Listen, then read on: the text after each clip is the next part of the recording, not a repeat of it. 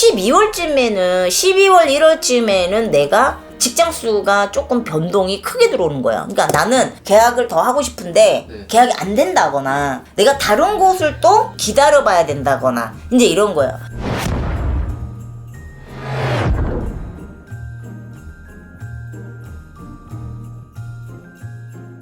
안녕하세요. 안녕하세요. 네, 지금 잘 지내셨나요? 네. 이번 시간 주제는 2025년 을사년 72년생 네. 54세가 되시는 GT분들의 운세 여쭤보려고 합니다.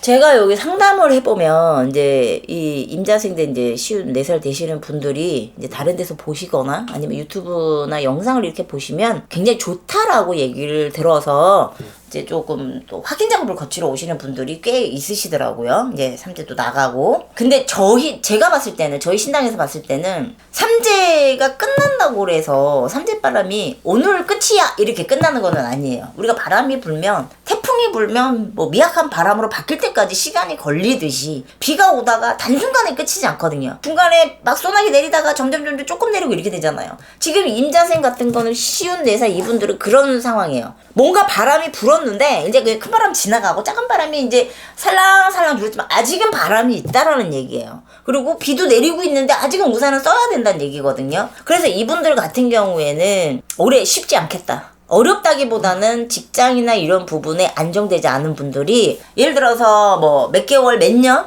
이렇게 계약을 했어. 그럼 다시 또 연장을 하거나 새로운 데에서 또 이제 계약을 해야 되잖아요. 근데 그게 사실은 시기를 잘 타야 되겠다 이런 생각이 들어요. 그래서 올해 이제 12월, 양력 12월, 음력 11월인데 뭐 알아듣기 쉽게 12월이라고 합시다. 양력 12월쯤에는 12월 1월쯤에는 내가 직장 수가 조금 변동이 크게 들어오는 거야. 그러니까 나는 계약을 더 하고 싶은데 계약이 안 된다거나 내가 다른 곳을 또 기다려봐야 된다거나 이제 이런 거예요. 거기다가 임자생들은 분명히 상복수가 들어옵니다. 상복 입어요. 자기 아버지, 엄마, 내 줄기 쪽으로. 남자분이면은 남자분의 어머니, 아버님이나 그쪽 집안 쪽으로 분명히 상복을 입든지 아니면 상복을 입게 되는 그 이제 상황이 되는 거예요. 뭐 아버님이 중환자실에 들어가셔서 병원에서 이거는 조금 힘들겠어요 얘기를 듣는다든가 그러면은 뭐 연명 치료를 하시겠어요 뭐 어떻게 하시겠어요 이런 결론을 내야 돼요. 그러니까 이게 사실은 가장 어떻게 보면은 마음의 어떤 힘듦이겠죠. 그리고 뭐 직장이나 이런 것도 사실은 좀 그렇고. 그래서 임자생들은 이 직장하고 이 우한이 너무 강하게 내가 지난번에 얘기했는데 2025는 격동의 시기라 그랬단 말이에요. 이 격동의 시기에 좀 많이 휘둘리는 게 임자생입니다. 앞에서 지난번에 병진생, 뭐 을묘생 이렇게 다 찍었잖아요. 근데 이 임자생 같은 경우에는 제가 받은 거는 그렇다 이 말이에요. 뭐 다른 분들이 틀렸다 뭐 이렇게 얘기를 못해요. 근데 제가 봤을 때는 임자생들이 조금은 겨울생들은 많이 힘들겠다. 이렇게 보여져요. 겨울생이면은 1, 2, 3월 정도 되고, 그 다음에 뭐 11,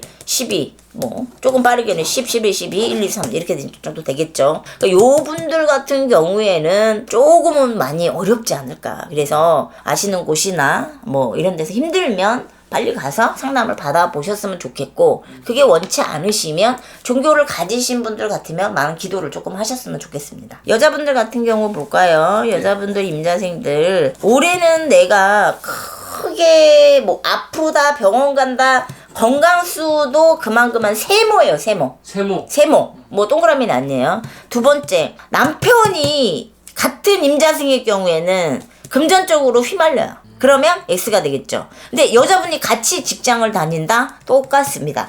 똑같이 벌었어. 둘이 벌었어. 아저씨만 벌었어. 똑같다는 거예요. 힘든 건 똑같다. 돈이 말리는 건 똑같다. 이게 두 번째고, 세 번째는 사실은 나머지에서 조금 좋은 운이 들어온다고 한다면 귀인의 도움이 있다라는 거. 귀인이요? 네, 그러니까 나를 조금 도와주는 사람이 생긴다. 예를 들어서 영업직을 다니시거나 50대 분들이 가장 많이 하는 게 자영업이면은 뭐 미장원이라든가 뭐 이렇게 여자가 할 수 있는 뭐 식당도 하시는 분들도 계시고 하지만은 보험이라든가 영업이라든가 뭐 이런 방판이라든가 이런 걸 하시는 분들은 어느 한 사람으로 인해서 내가 조금 뚫린다. 그러니까 내가 지금 금전에 지금 휘말리고 있잖아요. 그 부분이 어느 정도는 조금 채워지는 거예요. 그렇기 때문에 요거는 그래도 조금 나은 그런 상황이 되겠죠. 그래서 저는 만약에 2025년도에 50대 중에 만약에 가장 힘든 띠는 누가 될 것이냐 하면 첫 번째로는 임자생들을 뽑고 싶어요. 아 진짜요? 예. 그러니까 이게 뭐가 안 좋다 이게 아니고 내가 자꾸 이렇게 고비를 넘어갈 일이 많이 생기고 막 이렇게 좀 답답한 그런 마음의 느낌을 많이 받으실 거예요. 이제 그런 부분들이 있고 또 하나는 부부지간에 같은 임자생일 경우 그리고 아니면은 뭐 일반적으로 임자생이랑 뭐 다른 이제 가정생활 꾸리신 분 같은 경우에는 공방이라고 하죠. 우리가 떨어져 지내야 된다거나 아니면 이혼을 한다거나 뭐 이런 식으로 뭐 그런 게 있어요. 그러니까 여러 가지로 보면 조금 정신 사나운 일들이 많잖아요. 그러니까 이게 사실은 어떤 사람들이 볼 때는 별거 아닌 것 같지만 그래 좀 뭐 내가 뭐 좀 쉬었다가 다시 하지 뭐 직장도 이럴 수 있고 그리고 뭐 이혼하게 되면 성격 안 맞는 거니까 더 늦기 전에 하자 이럴 수도 있겠지만 이것이 한꺼번에 생길 때에는 사실은 조금 답답함을 많이 느끼실 겁니다. 그러니까 이걸 안 좋다라고 받아들이지 마시고 올해는 내가 이런 부분이 나쁘구나라고 좋은 거보다 나쁜 게 훨씬 많구나. 그럼 내가 어떻게 해야 돼? 여러 가지로 조심하고 좀 뭔가를 좀 더 남들 1시간 뛰어다닐 때 나 2시간 뛰어다녀야죠. 그런 식으로 극복을 하실 생각을 하셔야 돼요. 제가 가장 좀 답답한 게 이런 영상이 나가고 나면 나는 네. 오늘도 올해도 망했네. 나는 뭐 이런 댓글들이 있어요. 네. 이게 망한다고 얘기하는 게 아니거든요. 이게 네. 올해는 이게 나빠요. 그러면 미리 내가 대비를 하고 얘기를 하는 건데 올해도 망했어. 난 작년에도 안 좋고 뭐 내년에도 안 좋고 난 언제 좋아? 막 이렇게 하시는 분들이 있어요. 이거를 이런 어떤 띠별 영상이나 띠별 운세를 그렇게 받아들이시면 안 돼요. 자, 그렇게 받아들이실 거면 차라리 뭐 좀 즐겁게 볼 수 있는 거 있잖아. 타로라든가. 올해는 뭐 행운이 이루어져요. 뭐 이번 달에는 뭐 미래에 뭐 많잖아. 그런 걸 보면서 차라리 기분 전환을 하시는 게 나을 것 같아.